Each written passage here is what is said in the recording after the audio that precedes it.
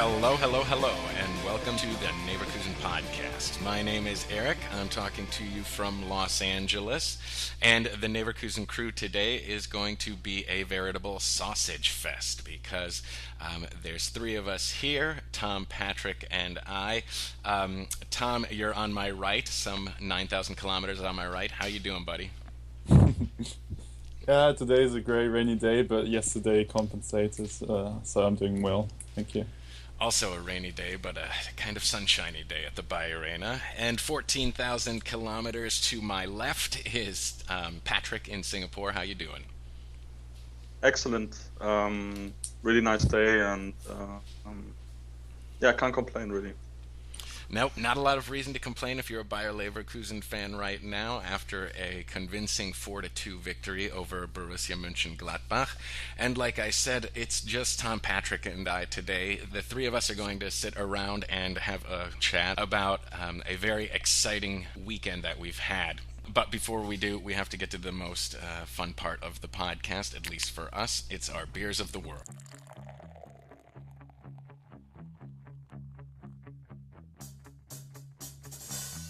Good, beer is good, beer is good.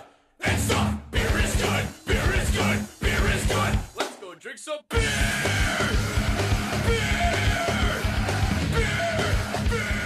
All right, well, let's start with Patrick in Singapore. Patrick, what are you drinking today?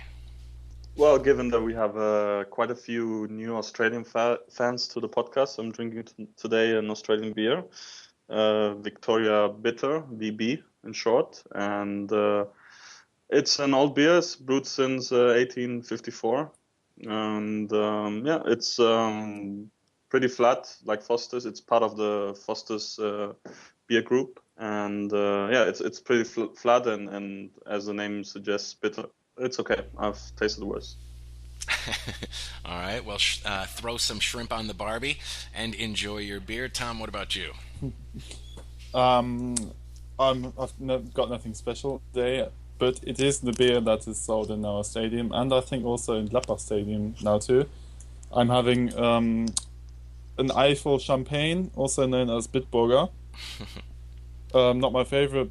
I prefer it a bit more hoppy, but it'll do. So cheers. Cheers, Tom.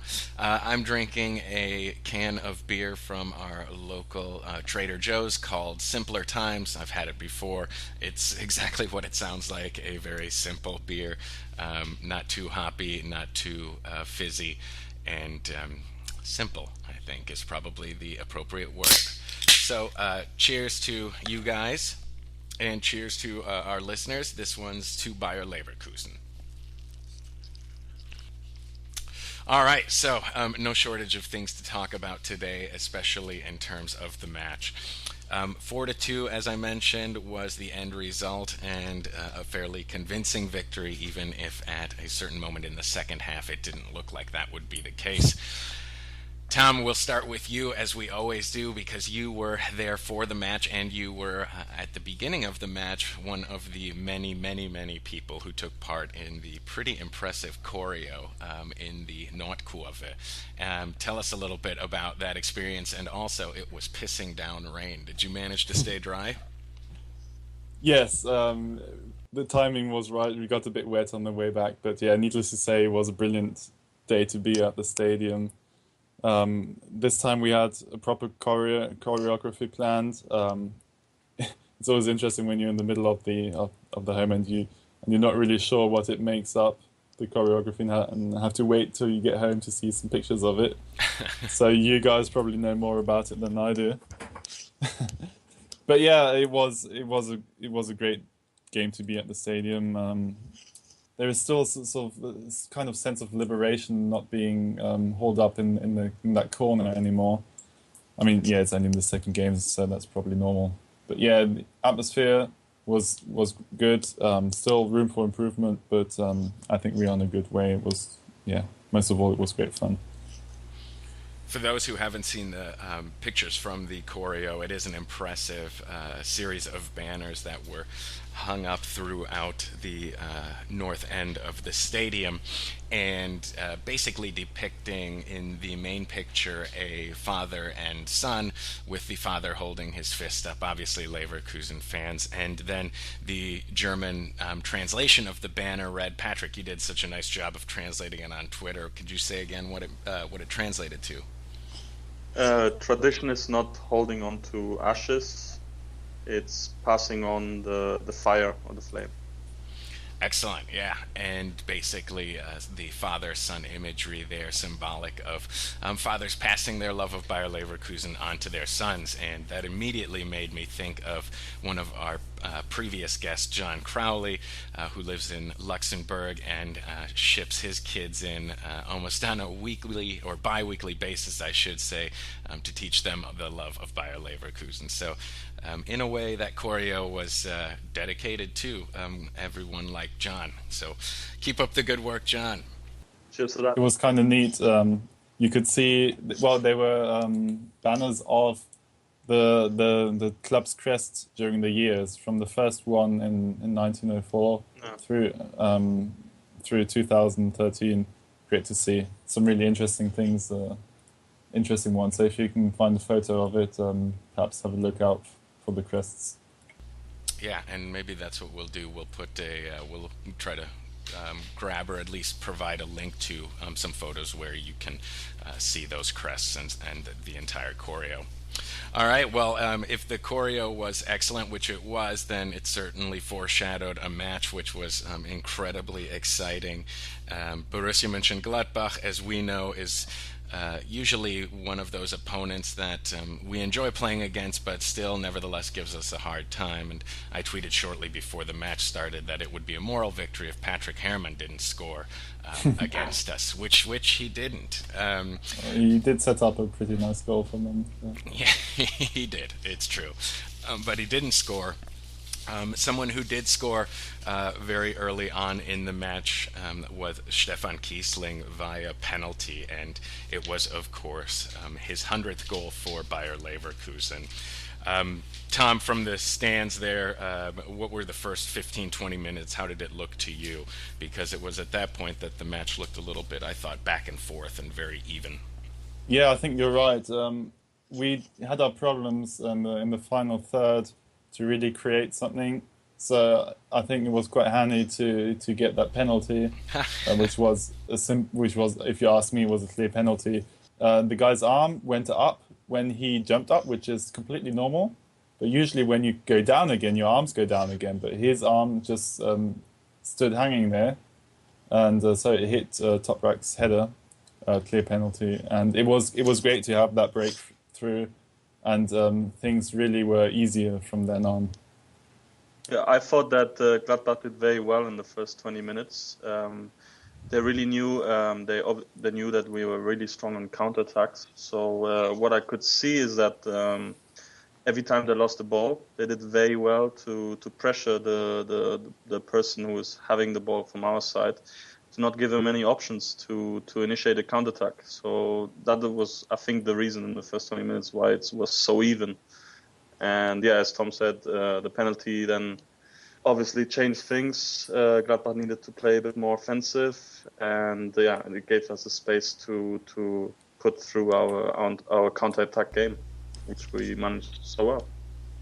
Yeah, and that was interesting, Patrick, because you and I were texting with one another shortly before the goal and had been saying exactly the same thing. We're looking okay, but we're stalling at the penalty area every time, and just seemed to be missing that last pass, that last idea.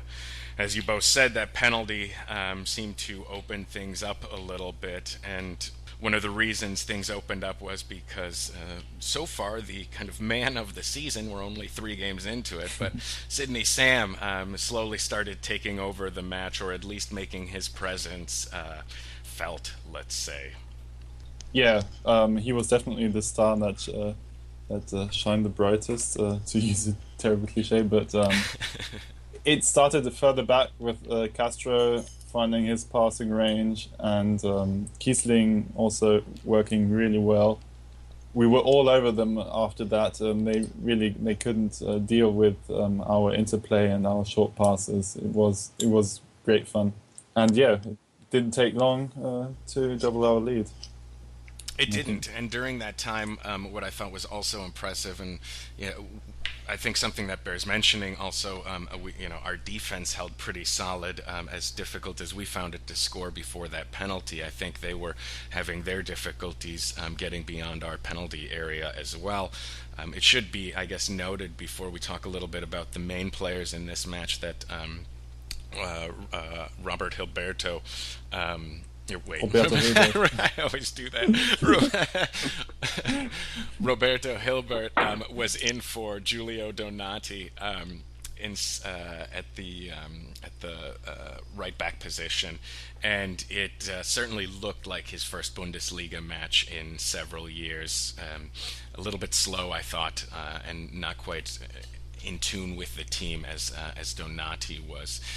Yeah. Hilbert's choice to start was a bit of a surprise on Saturday. Why choose that moment exactly to begin kind of battle testing him in the Bundesliga? Well, as said previously, I mean, the biggest challenge, I think we are playing great football at the moment, but the biggest challenge the coach has is to keep everyone happy, you know. And we've seen that with Rolfes, who's been now out for 2 games, not in the starting lineup. And yeah, Hilbert is an experienced player, and Donati is still uprising talent. So yeah, you need to keep them happy, and you just thought of giving Donati a break maybe and bringing him on later, because I think it could be really noticeable that Hilbert didn't have the energy really for 90 minutes. So. Yeah, I think perhaps what you said, experience, wanted to bring on someone with lots of experience against Gladbach, but I thought in general our fullbacks were the more disappointing side of our defense. Again, the centre backs with Spahic and Toprak were really excellent again, and also Bender seemed to be clear, just everywhere again, and just winning so many balls in front of the back four was a really great performance of his too.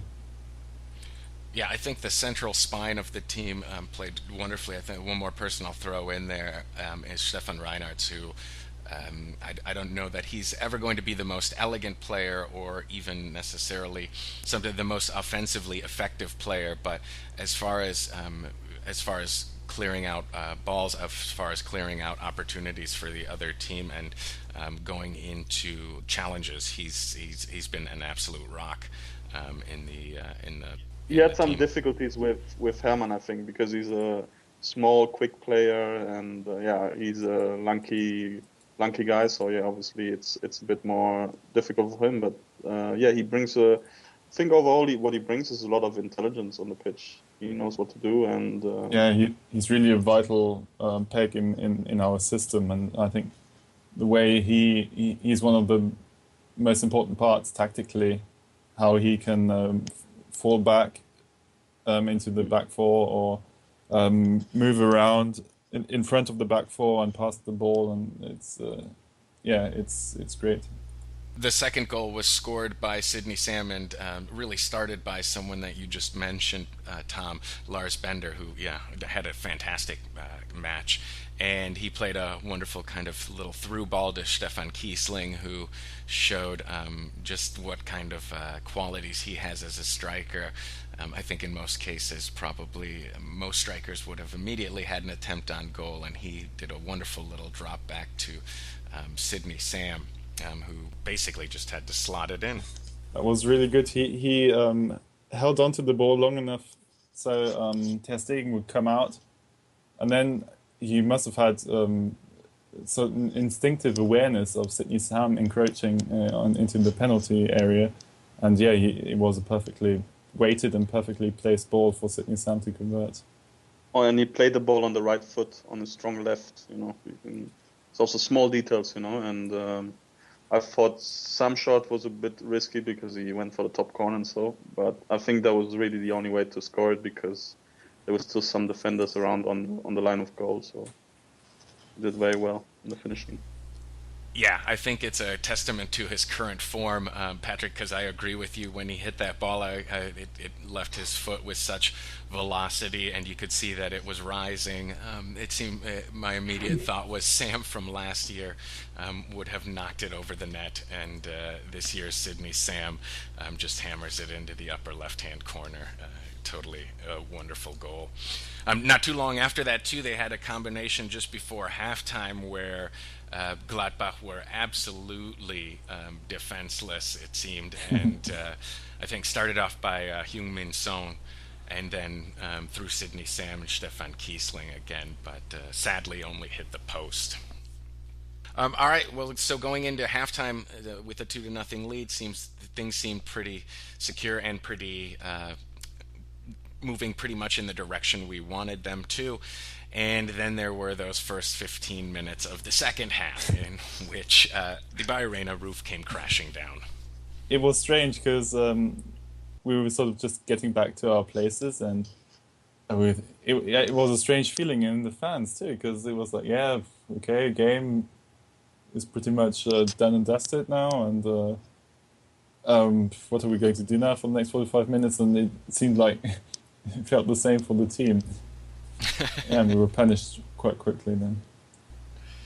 Yeah, that first goal was, as Patrick mentioned, and Tom, I think you did as well earlier, set up by Patrick Herrmann, who did lose his marker, did lose Stefan Reinhardt's pretty quickly and easily in the penalty box, and then slotted back for Stranzl. It was a very similar goal, actually, to Leverkusen's second goal in a lot of ways. And that 2-1, that's something that if you're a Leverkusen fan, you're almost expecting after halftime, and against Gladbach, and especially against Gladbach. Yeah, either of you guys, just out of curiosity, were either of you guys worried at that point? Of course you were. Oh yes. And of course, that was not without reason. Shortly thereafter, Gladbach tied the score at 2-2, and I think we certainly have to give mention to this goal because someone we've obviously praised into the stratosphere, because without him, we're not half the team we are. With him, Bernd Leno, that one I think you can say was kind of his fault. Oh yeah, that was. Yeah, you need to make a mistake here and then to prove that he's human at the end, you know. Can happen. Yeah, it's always like stupid, but I'm pretty sure he'll quickly tick it off, and he will start a new game next game like nothing has happened, and with the right focus. Yeah, I agree. I think the last time something similar happened when we played against Valencia in the Champions League, and he just played the ball straight to Soldado, I think it was, but that wasn't the only blunder I can remember. So yeah, it looked terrible, but I think he'll make the best of it. The important thing that he's still on track for the 34 goals he wants to only receive at the end of this. But what I found amazing after that, despite our recent experiences with Gladbach and surrendering leads and drawing 3-3 or losing 6-3 or crazy things like that, the support continued on, and we tried to raise the volume a bit. And the team didn't look rattled by conceding the equaliser either, and they continued on, which I thought showed some great mentality.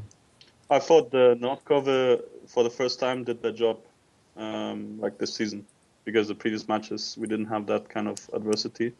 And from what I could see on the TV, the microphones were most on the Gladbach sector. I heard only Gladbach chants, but after the 2-2, I could really sense that there was something going on over there, and they pushed the team to the goal, to the nice by Sydney Sam. Also nice to see how Spahic lifted Leno up and said to forget it. Yeah, and he gave him a hefty pat on the bum too. And all of this seemed to coincide also with Spahic receiving a knock and needing treatment.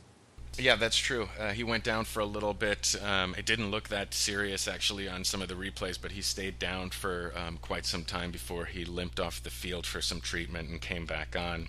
But yeah, perhaps coming back on, perhaps that pat on the butt, all of those are symptomatic of a new mentality where Leverkusen can pick themselves up, dust themselves off, and get right back to business.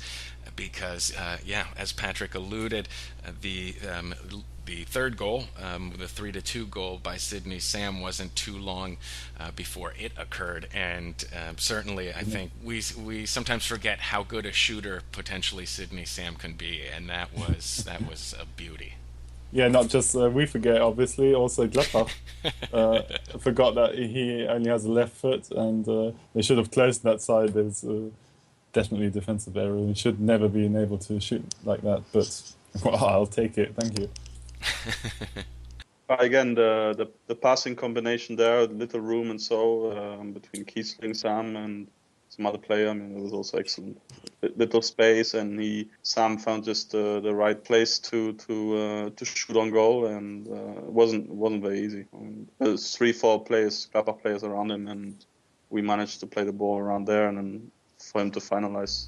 Yeah, that was making use of the tightest spaces, and that is something that our offensive trio, I think, can really do better than the vast majority of attackers in the Bundesliga. It's something we haven't really mentioned. Heung-Min Son, who had, I think, a good game and certainly created some danger and some dangerous moments, but wasn't perhaps as dangerous on goal. But it's that ability of his and Sam's and Kiesling's too to work in those small spaces that opens up these opportunities for one another, I should say. Yeah, absolutely. He didn't have a sort of flashy game, but he was always available, and he was a vital part of lots of combinations of play. But I think at times he tries too much, and from what I read, yeah, he wasn't very happy at the end of the game of what he played. Well, I think he's only going to be inspired by and probably prodded on by what Sydney Sam and Stefan Kiesling are doing, because he certainly doesn't want to fall behind that trio. He's probably not used to it either, coming from Hamburg. That too.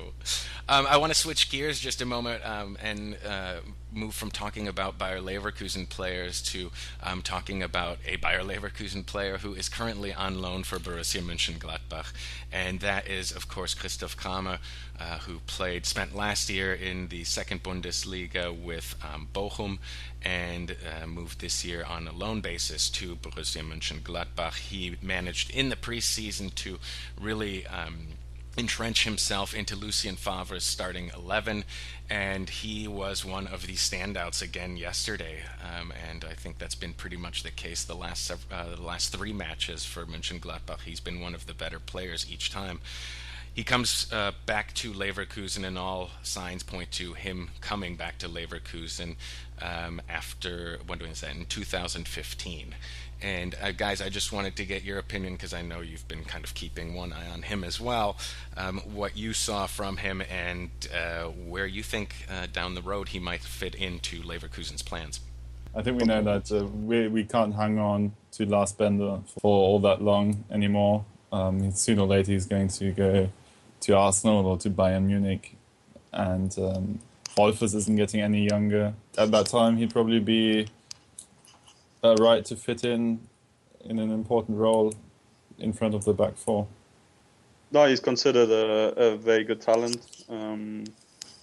He's a local boy, grown up in Solingen, and he's Leverkusen management thought that, yeah, of course, in the middle of the park we have already too many good players. He wouldn't get really a chance to play.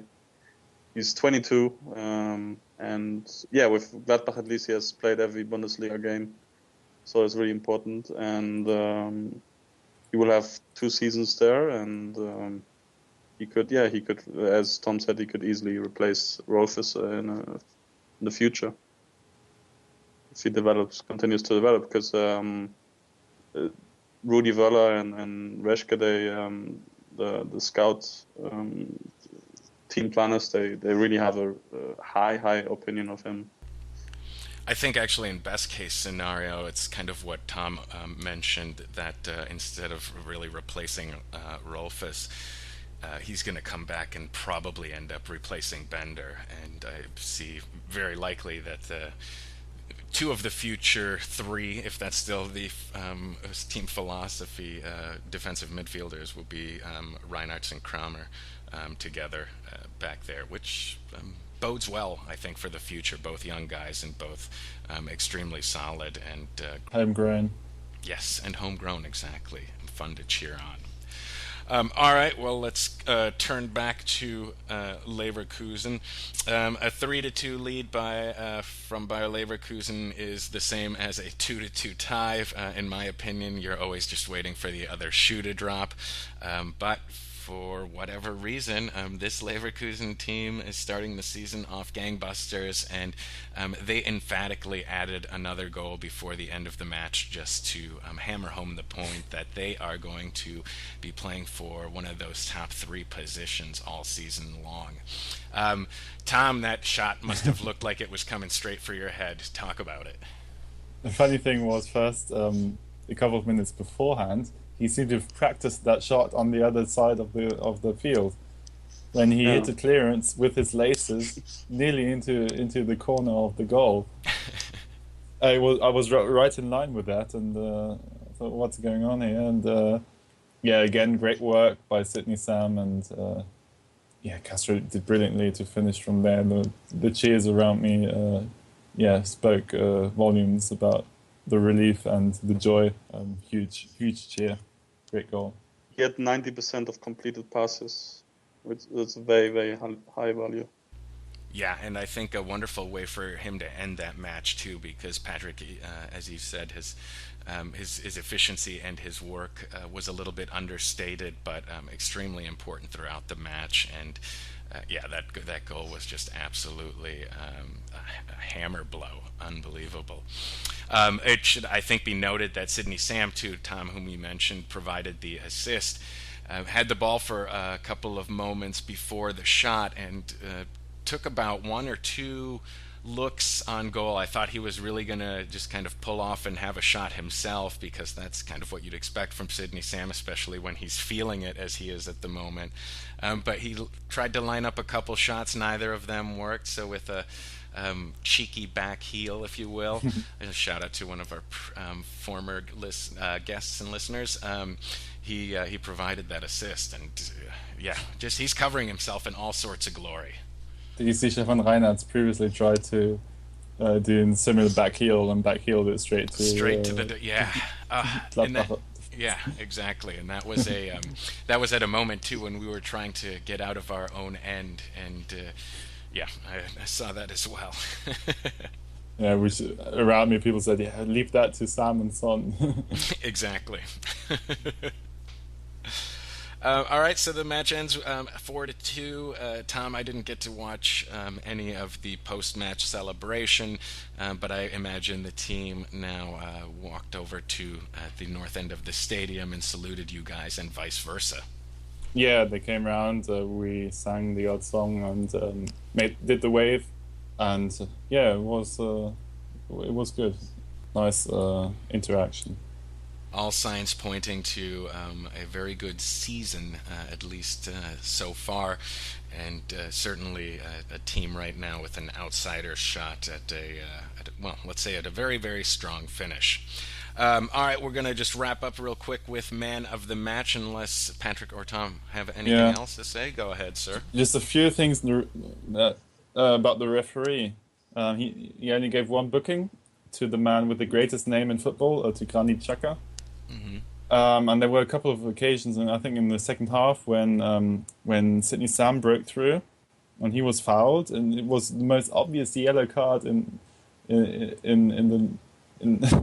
possible you could think of, but he didn't give it. And also when Kiesling was pulled down at the edge of the box, he was pulled down by his arm, and Gladbach player didn't get a yellow card. Very strange decision. Clearest yellow cards in the book, if you ask me. Interesting. I wonder if that's kind of a reaction to the early penalty, which caused some dispute, let's say, post-match about whether or not it should have been a penalty. And, we've already voiced our opinions that we feel damn strongly, heck yeah, that should have been a penalty. All right, so man of the match, and I don't know if there will be any surprises in this, but we'll start off with you, Patrick, your man of the match. 3 letters, SAM. Yeah, Sydney Sam certainly deserves a player of the match nomination. Tom, how about you? Yeah, no doubt. Sydney Sam, perhaps I mention Castro for having a really good game again, and of course Kiesling for scoring and providing and working hard and having a good game too, but Sydney Sam ahead above. All right, and my choice is also Sydney Sam, making it unanimous, making it unanimous. But I will give an honorable mention shout out to Omer Toprak, who, with Emir Spahic by his side, seems to be developing into that real central defender that we thought we were that he would develop into. He's becoming excellent player back there. According to our ex-manager, Rainer Kallmund, he had a chat with Jogi Löw, and they agreed that Sydney Sam is in national team form. So we can expect him to be called up next game. Just to add. And that's coming up next week. September 6th and September 10th, if I'm not mistaken. Why do you know that? I just read it. Yeah. And I was also curious because I was curious which upcoming Bundesliga weekend was going to be missing because of these matches.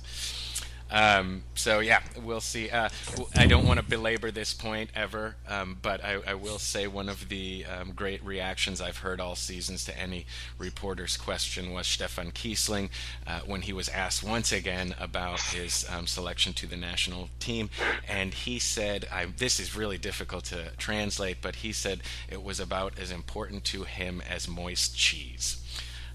Which I think is just fantastic. Tom, is there a better translation for that? It doesn't really translate into the English the same way. And the moist cheese is pretty nasty. In England, of course, you have larders, or you used to have, which are great for keeping cheese, better than the fridge, of course. And that was our 19th century English historical moment with Tom Bates. All right, well, I think we can wrap up the match then, and part one. So we'll come back in part two. There are a couple of news items that we want to discuss, and then we'll wrap up the pod. So join us again in just a moment.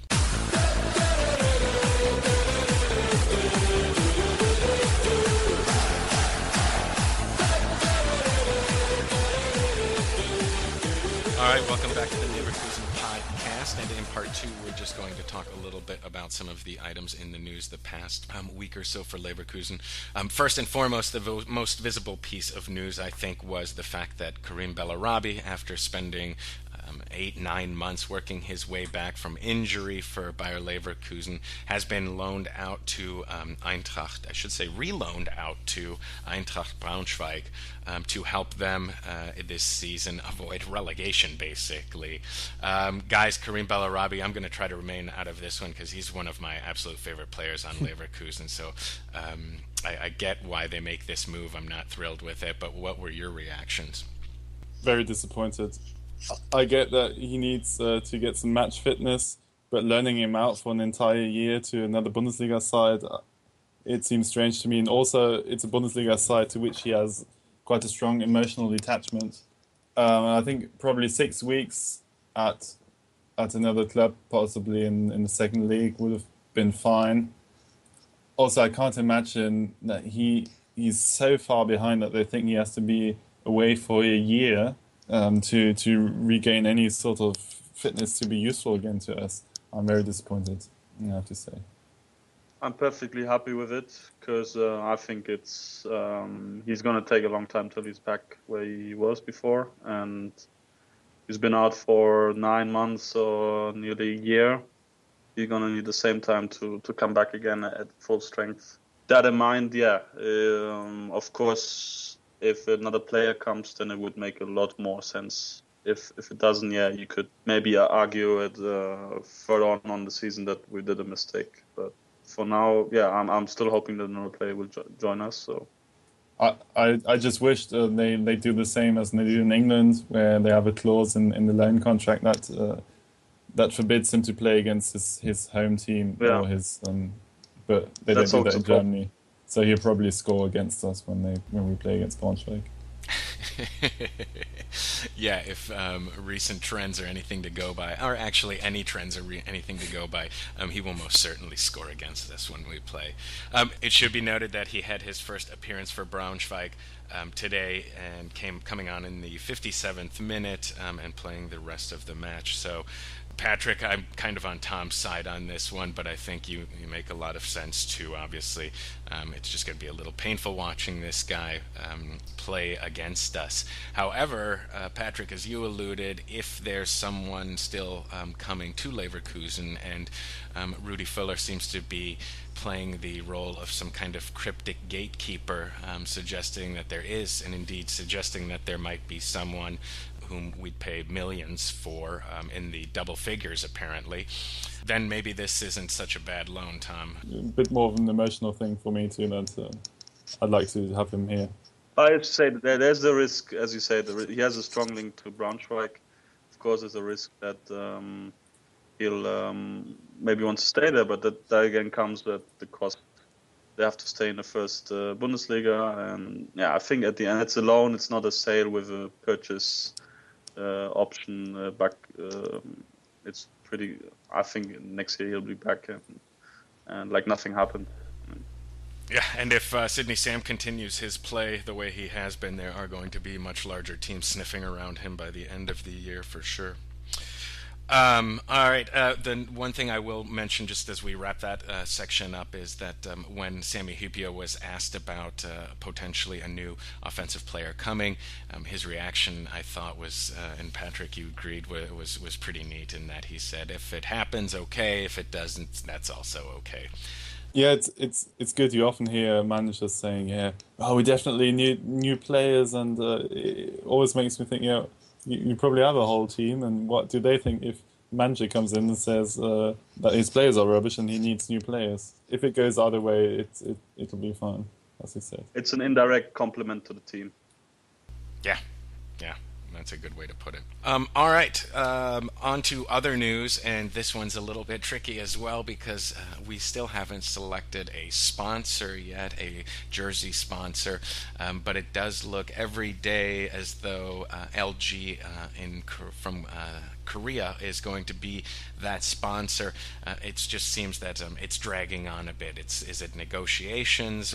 What's the story behind the kind of delay, if you will, behind what seems to be all but an official announcement? Well, they said from the start that they definitely play with DKMS for 4 games, so they've got enough time to negotiate a deal. And from what we've heard, we may have gotten negotiated better conditions, a bit more money. But I think Patrick knows a bit more about when we'll hear some new information. Well, it's we negotiate better conditions. It's still mid-table conditions in the Bundesliga. Was it 15 million over 3 years? Yeah, but yeah, they are waiting. They want to make a bit of a show out of it, so they're waiting for a big trade fair, which happens in Germany. It's the IFA, and they probably announce it there when they have a lot of customers, clients going around, suppliers, just to make a bit more buzz out of it. I don't know. That happens in September, I guess. Yeah, but I'd rather have a reliable company and a bit less money than other way around. Are they reliable? Well, It's the a big products I have ship. of theirs are reliable. Yeah, I Yes. know you use them, but And- it's a big ship, but they have strong competitors, no? Sure. Yeah, what the mobile phone section, so I would say. Maybe TV, home entertainment, I think a bit better, but still, they're not Samsung, they're not Apple or Sony, I would say. So, but yeah, still a strong, way better firms than we had before, of course. If you consider SunPower and Telefax. Yeah. if you have facts in your name alone, that has to say that speaks volumes. Yeah. All right. Well, yeah, as Patrick says, I think it's kind of towards the beginning of September that big trade fair is taking place, and that hopefully then Leverkusen will announce the actual sponsorship deal. And I do have to say, as far as the LG logo is concerned, I don't think it would look too bad on the Bayer Leverkusen jerseys. And that reminds me, speaking of jerseys, something that a couple of people on Twitter have pointed out over the past couple of weekends. We've got ostensibly this new home jersey that we haven't once worn at home yet. Why is that? Do either of you know the reason for that? There were a couple of rumors circulating on Twitter. One was that it's too hot to wear black, so then we wore the red jersey. And another rumor was that the refs only had black kits, so we had to wear red. Well, those are legitimate excuses, I guess. All right. I think then basically we can look forward instead of backwards now. We've got coming up at the end of this week the Champions League draw, and Leverkusen finds itself in a kind of precarious position, so to speak, between two pots. And what's the best we can hope for, and what is then, in all likelihood, what will happen? Because we are Leverkusen after all.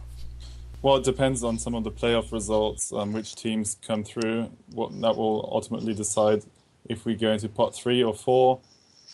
Example, if PAOK go through against Schalke, they would take up a spot in pot 4 and pushing us up into pot 3. There are all kinds of other possibilities. Yeah, we'll see on Thursday. And that's PAOK, Konstantinos Staffelidis, one of the reserve players for Bayer Leverkusen, his old team, and I don't think he's going to be the only Bayer Leverkusen player / fan who's going to be cheering for PAOK this week. And just because it would be so wonderful to go up against Schalke next week after they lost against PAOK, I'm already looking forward to that match. We're going to be traveling to Gelsenkirchen. Tom, do you know if you're going to go? Not sure yet. The thing, we don't want the coach change at Schalke before our game. They can do it after we've flushed them. After the game, I think, would be very appropriate. I'm a firm believer of the new coach means victory afterwards. So that always happens 90% of the cases. So we don't want that to happen. I fear that they've kind of reached rock bottom already with their 2 sendings off against Hanover. Injuries. Plenty of injuries. I'm not sure if Fafan will be back. I hope not. They're in a quite bad state, and I hope they stay that way for another week. And it's true. They have Benedikt Hövedes and Christian Fuchs are both out next week due to red card suspensions. That is just an absolutely lovely prospect to know that those two are out of the back line. I would, as a Bayer fan, I would just maybe hope for a long game on when do they play on Tuesday or Wednesday, so they get tired we play on Saturday, no? I guess. Yeah, we play Saturday, a late kickoff, but they play on Tuesday there, so I'm not sure. But if it's a 1-1 match there, then and they go into extra time and penalties, well, let's root for a long one for sure. All right, well, I think that wraps up then this episode of the Neverkusen podcast. It is, I think, episode 57. Patrick, Tom, thank you very much for joining me in this, we'll say it again, sausage fest of a podcast episode. I prefer to call it the Holy Trinity. I think Frida would probably have something to counter that. Something less flattering, that is. But thanks for joining me, guys, and have a wonderful week. I think we're all going to be in good moods, looking forward to that match against Schalke, and looking forward to that draw against that draw in the for the Champions League positions this Thursday. Yeah, let's keep it up. Yeah, I agree. All right, have a good week, Tom and Patrick. To our listeners, everybody, have a great week, wonderful week. We'll see you on Twitter and Facebook and Google Plus. And Patrick has spread the Neverkusen podcast out so far now. We're probably On YouTube too. and YouTube as well. We're probably going to be creeping through your floorboards at some point. Let's hope we're like Marmite and we are better. We are better when we are spread out a lot. And like Marmite, we are certainly, as the Germans would say, a Geschmackssache, only for certain people's discriminating tastes. All right, that's it for us, guys. And to all of our listeners, have a wonderful week. We'll talk to you next week. Take care. Bye. Bye bye.